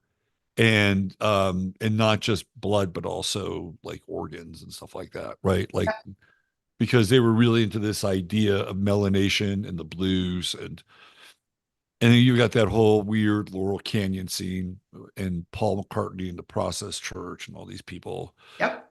that all kind of coagulated there. Yep. I mean, So I think that like all of these like weird things that we have been exposed to as part of our awakening or trutherism or whatever the fuck this is, yeah, like a lot of them are accurate or right, but for a different reason than you think. And if you can like reposition your assessment of what you think you're looking at and go like, what else could this explain? Like, I've been able to clear the field a lot faster since I like stepped away from like the most seductive version of the story I was being told as to why some of these devious behaviors go on, and started to look at like, and when I say this, I don't mean like the scientism religion, but a more scientific or chemistry or right. biological based explanation for all the things that could be happening here. And like it was almost like as soon as I repositioned myself, like I changed the angle of my focus, like I made more progress the next 30 seconds than I had made the 5 years before that in terms of Yeah, understanding how this all works. Yeah. yeah, yeah. I totally get that. So getting back to Vance, JD at Vance, there's a bloodline connection. Yeah, I think Let so. me let me ask you let me ask you a question. So do you think that certain people have the ability to just sense, right, that some person has like an interesting sort of blood type, Yes. like oh, like somebody inside the Marines, or maybe even JD Vance does like a blood sample inside the Marines, Right. like because you have to do that. We're like, oh, Yep. look at this guy, Yep. yeah, I mean, I think all of this genetic connect collection, whether it's from PCR tests or from Ancestry or 23andMe or whatever, is yeah, about something entirely different than what you think it's about, whether you think what it's about was good or bad. Like if yeah, you think, oh, this is the greatest thing ever, I get to know where my ancestors came from, or whether you think this is the worst thing ever, they're going to create like genetic targeted whatever for me, or I think right, both of those things are true, but not maybe true, but not the point, right? And the right, point is exactly what you're talking about. Because if you have someone that has got something inside of them that can resonate with something outside of them and create a lot of activity and motion and electricity sent back and forth between those things, you've Yeah. really got someone who can move mountains for you. Yeah. I think that makes a total sense. 100%. And Um, I did notice that my friend FPV Angel is in the chat room, and it was uh-huh. really like my getting to know a lot more about particle acceleration that led me down some of the other hallways that you find in that path Yeah. that has helped me kind of expand my ideas here. Right. So Right. hi FPV, Cool. I saw you over there Well, in the well, chat shout out to FPV Angel. room. Um, Particle acceleration is a fascinating, like whether you're looking at the accelerators themselves or whether you're just starting to ponder that idea and look at what else, like, is it, what other things go on at locations where that is going on, right? yeah. It's a and the people that are around those locations and all the things that they're into, it's a really interesting combination of stuff that, makes sort of a lot of the propaganda narratives we've been sold about CERN or whatever seem like really goofy in comparison. Yeah. Mm-hmm. Interesting. Yeah. Very interesting. Um, the word butler has come up like in a couple different ways around this whole thing. Mm-hmm. So, so this happened in Butler, PA, right? Yeah. JD Vance is from Butler County. Like that's where he grew up in Butler County. Mm-hmm. And so we have Butler, PA, and then William Butler Yeats did this poem called The Second Coming. Mm-hmm. And I thought to myself, oh, this is a really interesting sync with the Second Coming. And this idea that not that Trump is the second coming, but some people might think that, right? Some people might think, oh yeah, this is exactly, and it is in some ways the second coming of Trump, right? This is like, he's running for president again, Mm-hmm. which doesn't really happen. Like if you lose, people usually, and you're president, and then you lose your second term, most presidents won't come back. But I think he's the only, the second president that's done this, if I'm not Exactly. Yeah. mistaken. Yeah. If he does. Yeah. Yeah. So in a lot of ways, it is the second coming of Trump, right? And so this word butler is pretty interesting in that it connects in with Butler County, which is where JD France is from, also Butler, PA. And I know this is just completely random, but there is this guy named Lawrence Butler who plays for the Oakland Athletics. And he went on a fucking tear just before all of this happened, which is right Mm-hmm. before the All-Star break. And I'm like, well, like I think he hit like 3 home runs in one game, a crazy. Um, so, and he's born on July 10th, which is not very far from the date that this happened, which was what was it July 12th? Is that right when it happened on that Saturday? All So right. yeah, so he's born just two. Anyway, this whole connection with the word butler Well, is I'll tell you, you want very me to give you the interesting. most sort of ridiculous Emily Moyer synchromistic, self-serving version of this narrative that anyone could hope for? Here you go. So I just moved apartments a few weeks ago, right? And the neighborhood that I moved into There is you go. by Butler Park, Butler Pitch and Putt, There Butler you Town go. Lake Shores, Butler Road, and of course the trail that you guys have all heard me talking about for the last 3 years that I run on every day is called the Ann and Roy Butler Trail. And my friend Les and I, we just recorded a show this morning, and he's been talking about this forever. There's a concept in the movie Dune called the Butlerian Jihad, which is where the people rise up and decide that they're never going to make or accept technology that's like made in the image of man ever again, to sort of avoid the evils of that kind of system, right? And he informed me today that the kid who played like the leading role in Dune with the Butlerian Jihad, his name is literally Austin Butler. right? So Butler, there's multiple butlers that are important to the history of Austin, right? There and the Anne and Roy Butler are one, and then there's a different butler. Like the trail is named after a different butler than the park, right? So there's multiple Interesting. butlers that are significant in Austin. One is very political, and the other literally made the bricks that most of Austin was built from, Interesting. right? So Wow. that's like so to me it was just uh you know kind of interesting that even though I've been in the vicinity of this Butler stuff, as soon as I moved over here, right, the Butlerian jihad seemed to begin. And you have your own narrative about it with the football player, right? Baseball player, Lawrence Butler. Yeah. Baseball player, Yeah. sorry. Yeah. Right. So this is what I kind of think is happening and probably has always been happening, but is happening like at an ever increasing like pace, is that whatever this is that we're living in, and I think we're living in some kind of there's a lot of things layered on top of each other, right? So we have the particle accelerators or the angels that participate in creating nature, but I think we also have sort of built up around us a computational system that produces simulations for us to experience, right? It isn't that we're living in a simulation, it's that we're living in something that has the ability to produce them. But all of this computation is based on bits of data and algorithms, right? And I think that it has this capacity to like rearrange all of the different bits of data into different sequences and algorithms and produce rearranged versions of the same ideas. And so you will have like a person like let's say this Austin Butler person, right? And this Yeah. Austin Butler person was in this movie, the Butlerian Jihad, that's kind of talking, the Dune movie where they're doing this.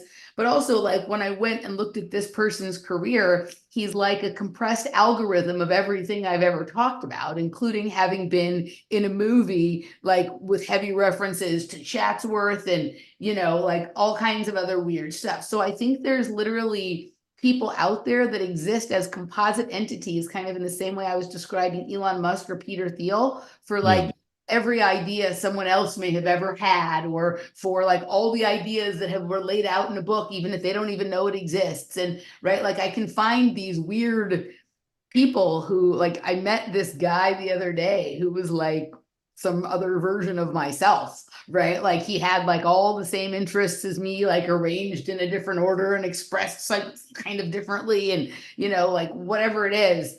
I think we live in some sort of system that is excellent at producing and reproducing and rearranging and reimagining and reorganizing like sequences and bits of data into novel expressions of them. Right. Yeah.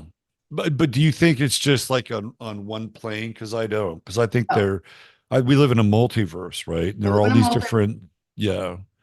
we live in a Yeah. multiverse, and like there's like, so I think that the different versions have the same bits, but in each layer they're arranged slightly differently. And then you have the scenario now where there's starting to be a lot of bleed over, right? So things that had been kept separate so that we didn't notice how weird some of this stuff was before are seeping in and out of like the layer from which they came, and creating a level of chaos and confusion that's becoming harder and harder and harder for us to ignore, regardless of how much work goes into sort of managing perception.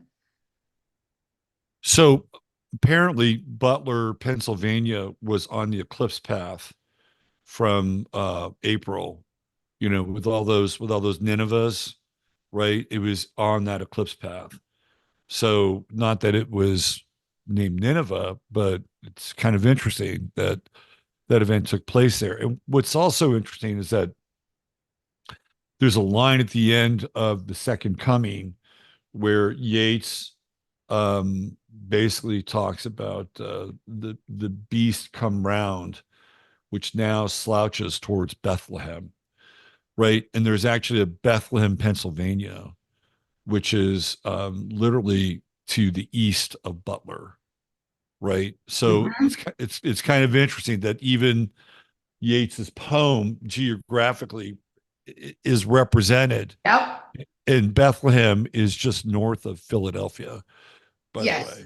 Yeah, Everything is so like this is a phenomenon that Michael and I noticed really early on in glass bead gaming, right? Like yeah, we can be doing a show, we'll be two-thirds the way through the show, right? And some location becomes part of the narrative. So we'll open the map and we'll look at this location. And then all of the surrounding towns or the street names in that town will represent ideas that we had been talking about regarding something completely else in the show leading up to that point.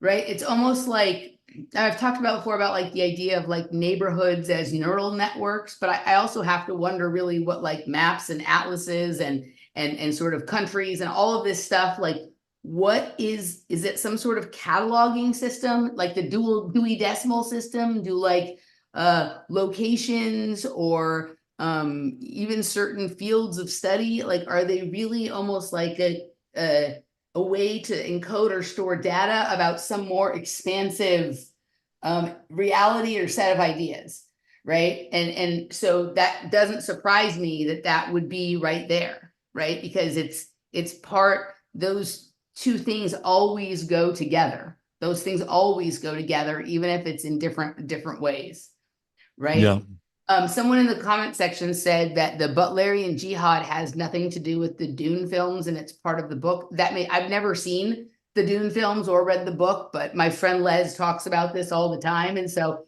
he has enlightened me on the Butlerian Jihad, but I may get some of the details wrong. So my apologies for the Dune fanatics out there. um, that Pennsylvania is one of the weirdest states within all of this, It right? is Like a strange. It is a strange state. I've spent a lot So of time looking at Pennsylvania because that's where Michael, right, yeah, is yeah, located. And yeah, so we've looked at it a lot. And I don't know if I've ever told you this, but like one block from where the Philadelphia experiment, maybe a few blocks from where the Philadelphia experiment happened, yeah. there's an intersection of Susquehanna and Moyer, right? So Susquehanna Alchemy and Emily Moyer. And on the corner, like one block up from that is Mercer Street. And Steve Mercer is the person who introduced Michael and I. And on the Hmm. corner of Susquehanna and Moyer is Wilson's check cashing, and Laura Wilson is my girl. And the whole neighborhood is like that. Like if we went block by block by block by block, it sort of Yep. details some of these connections. So that to me, in something like what we just witnessed, that there is that sort of thing happening around that location or that sort of relationship, like it would have to be that way. Yeah. I mean, I have this very weird multidimensional relationship with Philadelphia, Mm-hmm. and and you know the story, right? Like about when I stepped through this plasmatic wall and saw my other life. Did I tell you that? Do you know the story at all? You told me something weird happened when you went and did some sort of event in Philadelphia. Well, no. So what? So this goes all the way back to when I was staying in this guy's house in Scott Lake, which is right outside of Olympia, and I had a series of like really intense, profound dreams at this guy's house. He wasn't there, and I didn't know this at the time. But I went there because I was going there for the weekend. I wound up staying longer, and I go there, and I found out he's a friend of mine. I found out he was in a coma, right? So I was like, "Oh, would you like to watch his house?" I said, "Yeah, sure, I'll watch his house." So I stayed there for about 3.5 weeks, maybe close to about 3.5 weeks.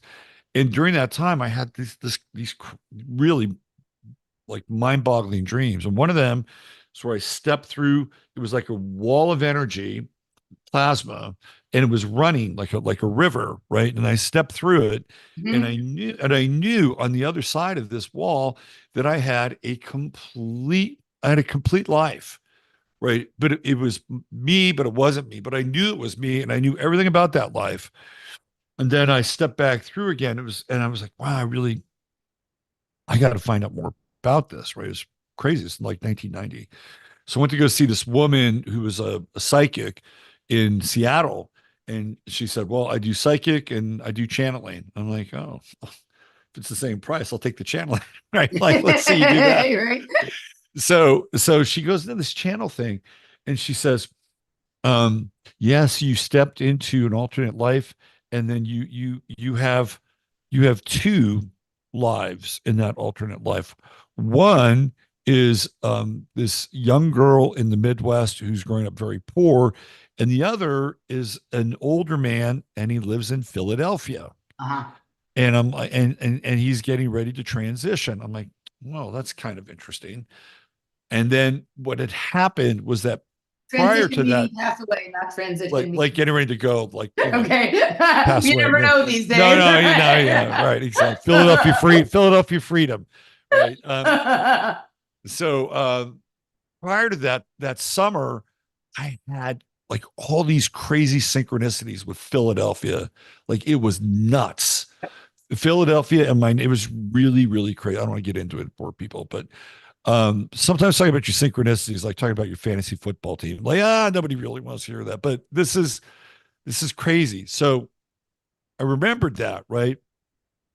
Fast forward, that was in 1990. 1996, I'm in Santa Fe and it's in August. I'm traveling around the country doing my tarot thing, and I'm reading Adventures in Synchronicity, the Montauk Project. And I've read it Yep. before. Yep. I'm Yep. reading I'm reading it again, and I come across the day of the Philadelphia experiment, and guess what? That's the day. Right. I'm Yeah. like, oh, look at that. I'm reading this again, and this is the day. How about that? Okay. So eventually I matriculate up to Taos, and I meet this woman, and she kind of took a liking to me because I wanted to read tarot because that's what I was making money. And she had this bookstore kind of gallery, kind of clothes shop. It was kind of mishmashy. Yep. So Very house. Yes. you could do it here. And she set me up like in the back where there was a place that people could change clothes, but she wasn't using it for that. And that's where they go back and do tarot readings. So I had a sign and everything. She said, oh, by the way, Monday night, there's this woman coming here and she reads the Akashic Records. I'm like, you could come as my guest. I'm like, okay, cool. So I was the last person that she answered her question with. And I said, hey, I had this thing happen to me last week at the state park in Santa Fe, and I told her the story about the Philadelphia experiment. Right? She Hmm. said, "You have two alternate lives," and she named the exact same two lives with the young girl in the Midwest and the guy in Philadelphia. And then she said, and he was involved in the Philadelphia experiment. Hmm. And I'm like, oh man, this is nuts. This is really crazy. Like 6 years apart, two different women telling me the exact same thing. So the first time I went to Philadelphia, I had a friend meet me and she said, oh, yeah, I have an Uber for us. I'm like, great. So we go to the place where there's supposed to be this Uber. And I said, for Robert? He said, yeah, yeah, Robert. And we get in and we start heading north. And we're going, I think, towards like Hofstra or whatever, like whatever. I think it's Hofstra, north of Yeah. Philadelphia. And we're like, pretty far away from the airport. And all of a sudden he gets a call on his cell phone. And it's the guy who is also named Robert, who is like waiting for the Uber, right? So so there was this other Robert Yep. in Philadelphia. I'm like, oh shit, she doesn't know this, but I got to tell this story. It was so weird. And so the Uber driver freaked out. Of course, he's not American. He wanted to drop us off on the side of the road. I'm like, you can't do that, Right. right? You can't do that. I managed to get him to drop us at this cafe, but it was really weird. And of course, Robert Morris is from Philadelphia, one of the signers of the Declaration of Independence, Hmm. right? So, and eventually wound up staying at the Robert Morris Hotel. So, Philadelphia has I got the same thing going on with Yep. Philadelphia, but Yep. in a different Yep. kind of way. Yeah. So Michael and I spent some time, and we revisit this every once in a while, trying to figure out if that intersection exists as a memorial for the great work that he and I have done, or if it exists as a beacon or an inspiration of something we're striving for, right? Like, what is, I wonder if, like, the people who were part of the Philadelphia experiment, which is, according to linear history, something that happened, back in like the 40s, and right. But what we're talking about with is not adherent to what we're talking about here, doesn't necessarily adhere to linear time or normal spatial Right. or dimensional reality. And Right. if there's a very sort of unique sort of and when I say this, I don't mean in your typical surveillance way, tracking system for following the people who emerged from whatever that experiment actually was in the many different timelines and dimensions and whatnot. And part of how that has been done is by creating these sort of locations that eventually we will return to. Right. Like Yeah. I know numerous people, not just you and I, right? I know other people who have same different type of experiences with things in the Philadelphia area. Many, I've had clients, friends, people I've talked to and interviewed in this realm and whatnot. And then there is something there that is doing that. That we're almost like a moth to a flame on some level, right? Like at some point you'll find your sort of landmark in Philadelphia, and then you'll try and either have to sort of backfill in a story or create one going forward based on the knowing that comes with that, right? Yeah. Yeah. I'm on a map of Philadelphia right now, and I want to go to Korea Taqueria. There's this chick that was on the chef's table who makes the lamb barbacoa, right, in the like underground pit. That she has her Yeah. recipe Yeah. Yeah. from The real thing. Mexico, and she makes it in the underground pit there at like, in a very modest kind of place in Philadelphia. But she was like awarded a James Beard for like one of the 10 best things to eat in the fucking entire world, right? This is a Wow. woman who's still like not even necessarily a legal citizen. She had like she had her she smuggled some of the maize seed for organic heirloom corn that has not been corrupted Right. by GMOs across the border, and she has the Amish grow it for her in Amish country, and she goes there to get it from them and brings it back to the city, and she doesn't even speak English, right? But the things people will do to sort of carry their story with them and tell it. It was a really good episode, but I can't wait to try the taco. Where is it? Where's that taco It's in located? Southeast. Let me just see the lamb barbacoa lady in um, Philadelphia. Her name, let's see, I'll tell you. Her name is uh, Christina Martinez, and it's in South Philly. It's on South 9th Street, Philadelphia, Pennsylvania. South Philly, yeah. This is let's see, this is her. But that did you ever watch that show Chef's Table on Netflix? It's so good. I So only saw the first. Only saw the first season. this is her, right? South Yeah. Philly Barbacoa. Yeah. The first season I saw, which I thought was great, but I don't have Netflix, so Yeah. um, looks great. I'm in. Let's go.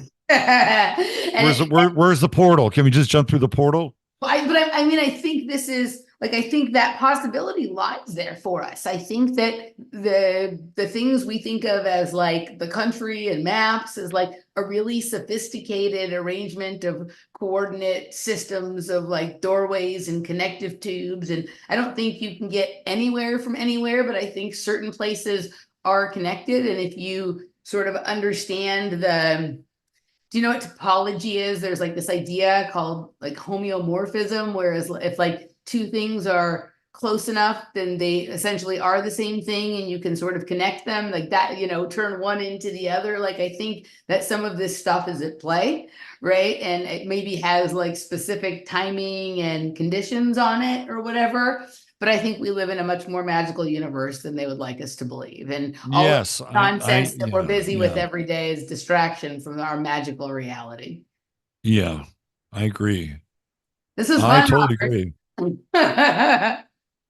So I'm looking at a map of Philadelphia right now, Yep. I can and I screen share if you want to bring it up. oh, are you sure? Yeah. If you want to show us what you're looking at, or if not, I can. I Well, like it's there. nothing really all that Okay. important, except I found Morris Street in Philadelphia. How close is it to Moyer? Moyer, Um, Susquehanna is in Fishtown oh, near the I know Fishtown. Philadelphia. Yes. I used to eat in Fishtown. Um, I'm not sure how close it is. It's on the other side of 76. So I think Fishtown's on the other side. Yeah. But there's a business on what is it? It's in between 31st and Napa Street called Infinite Wigs. That's hilarious, right? Like, On Morris for the right. It's always, but I mean, like zoom in, play around, and you'll yeah, see yeah, that yeah. there's No, like it's crazy. things in the Infinite area Wigs. that represent some part of your reality, even if it's in a reimagined kind of way, right? I Yeah, recommend yeah, everybody. I've done like sessions with people about this, like decoding like their significant place on the map and how their life correlates with it, right? right, right. Oh, Um, and we didn't even get into like a lot of the other high strange timeline stuff either. Like the well, whole point of sale thing and all these different platforms that all change their interfaces. you want to do that, or you want to do Mike Johnson? Let's do one more, and then we can wrap it up so I can get a What do you full want to show. do? What do you want to do? I don't care. Either one is fine for me. I can make up a story about anything. Let's save Mike Johnson for another time because I think this whole idea of this timeline change Right. really got my attention when I started to notice that YouTube was different, Zoom is different, Rumble was different, like all these things were different. I started to bring it up on my show, and all these people were like, "Oh yeah, this is different, and this is different." The App Store has a different interface, and then I remember last week going out, and I think Tom and I were going out to lunch, and my neighbor was just coming out. She does like computer work, websites, all kinds of. So she was actually moving her server, or like stuff from one server to kind of a big deal. Mhm. And then I asked her, well, do you run Microsoft or Linux? She says, oh, Microsoft. I wish I was running Linux. Well, Microsoft was the problem with this whole CrowdStrike thing, right? Like it was an issue. And then China and Russia run all their systems on Linux. So they were completely unaffected by what happened. And you know, to your point, like I'm having this conversation with her prior to all of this. So it was all like kind of like cooking, right? Like this whole thing was just cooking. And then we have the CrowdStrike. That's in Austin, isn't it? Like on Sixth Street or something like that. CrowdStrike is in Austin, right in the same area where Boeing is, which like Boeing is literally nestled between Comedy Mothership, Vulcan Gas Company, Empire Control Room, Elysium, Kingdom, Sidebar, which these are all outpost. Like this is all like significant locations in the Westworld Park, if you will. Elysium, which is the Breakaway Society, Mhm. right? Yeah. So Um, CrowdStrike is in Austin, and it's like it's in the area that now I completely understand like what was going on when I was hanging out there in the late 90s and early 2000s, and it's exoteric now, whereas it was occulted or esoteric before. And CrowdStrike is part of that. Like it's part of the sort of it's the reality editing machine that we're sort of living in. right. So I was at Costco yesterday, and people were talking about how even the point of sale stuff was different. And I went to Costco, and you know, paid the, you know, for the bill, and I looked at the credit card reader, and it looked different. And I said, did you guys change your point of sale?" She said, "Yeah, we did." And then it was just like, again, you know, all these platforms were different. So you have to ask yourself, well, what's going on here? Is it reflective of like a new time, like new platforms? Like, are we in a new platform now? And maybe it's all the above, right? Or are these new platforms part of the new back end that they have ready to go once they flip the switch? And Right. maybe this whole thing with CrowdStrike is that they were kind of maybe testing it in some ways. Like, was this really just like a big test to see like how these new systems would function and integrate? I don't know the answer to that question, but I just thought it was fascinating that all this stuff was happening, and it was all happening before um like Butler, Pennsylvania, and the whole Trump thing. And then we have that, and then I think I became more aware of it after that because something had shifted, and I realized that all these other things had shifted too. Like they were just different. And then you throw in this whole CrowdStrike thing, and it's like, oh wow, this is a whole nother layer to this. Anyway, I'd love your thoughts on that.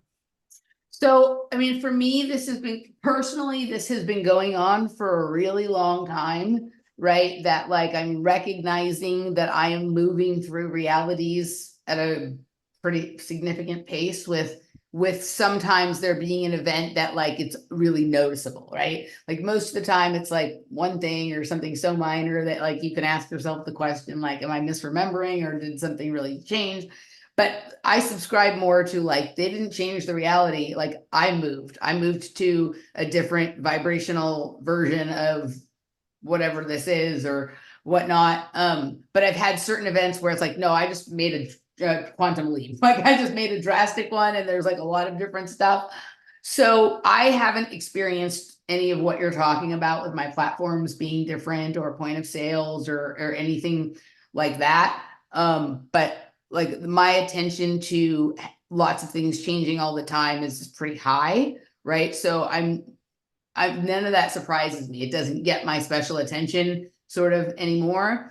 I thought it was really weird that people were contact me to tell me that like the internet is down, nothing is working, but the thing that they're contacting me on was on one of the platforms and on the internet that they said wasn't working, right? It was very weird.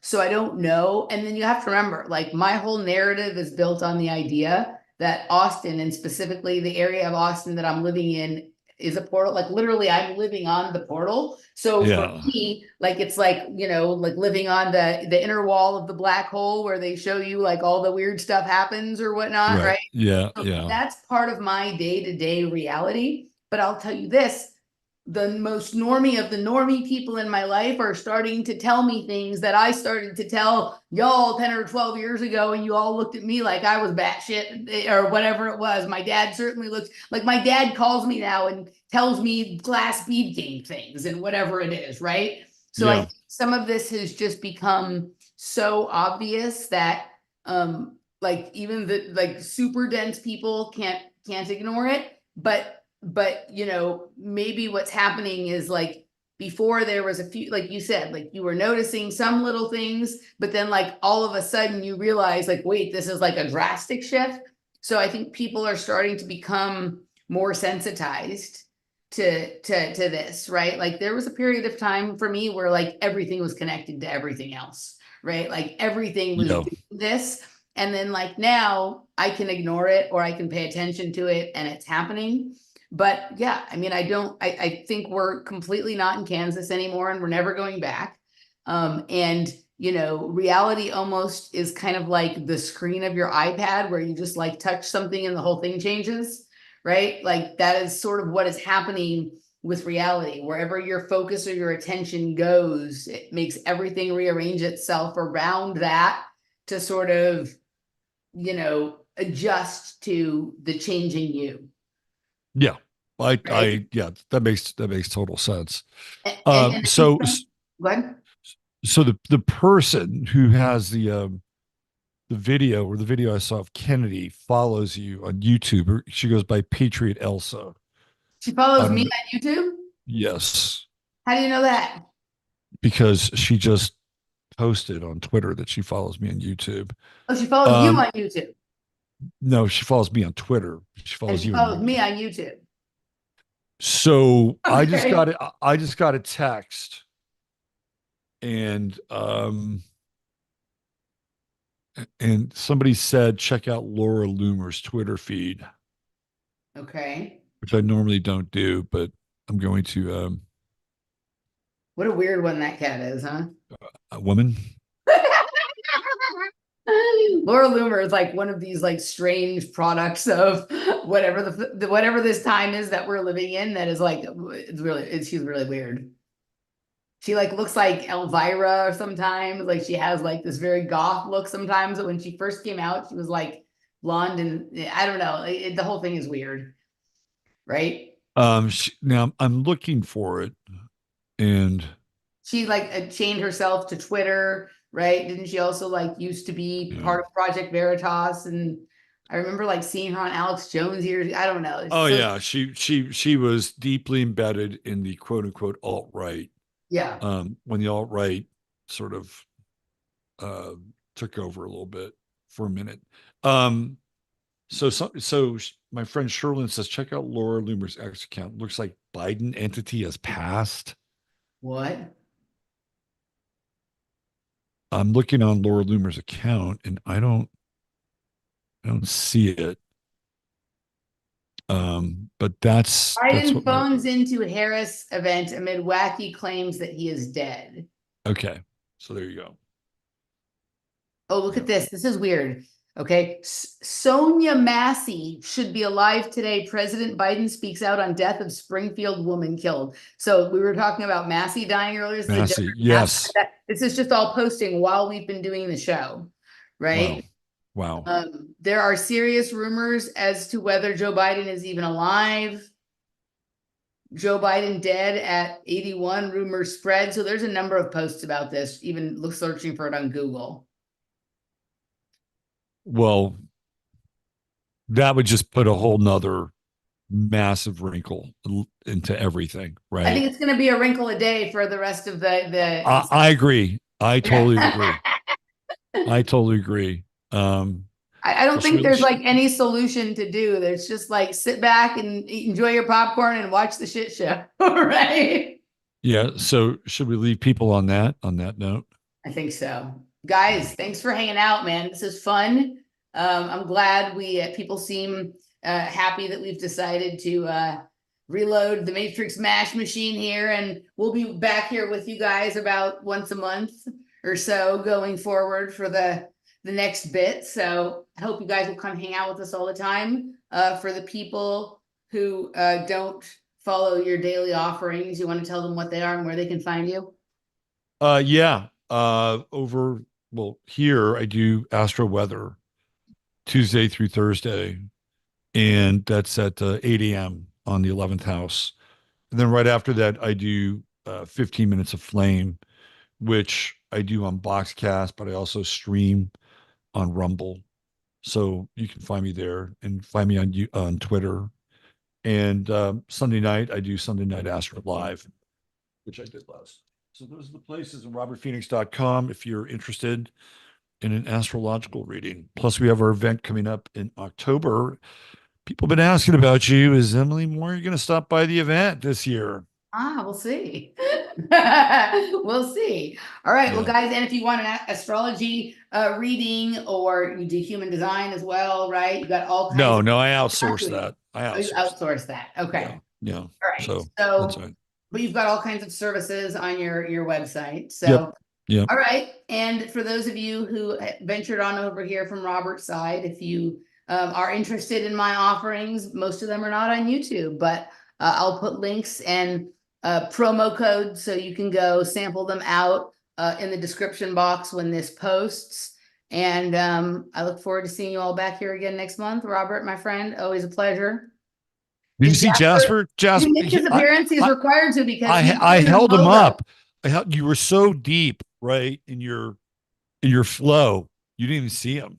All right. Well, as long as his fans got to see him, because I know there's people who come just for the Jasper shows. There he is, Jasper. Talk so everyone can see you, Jasper. He didn't want to let you down, Emily. Oh, thank you. He made the logo, so he has to, Right. Exactly. has to do his part. All right, Exactly. that's it for us, guys. We will see you next time.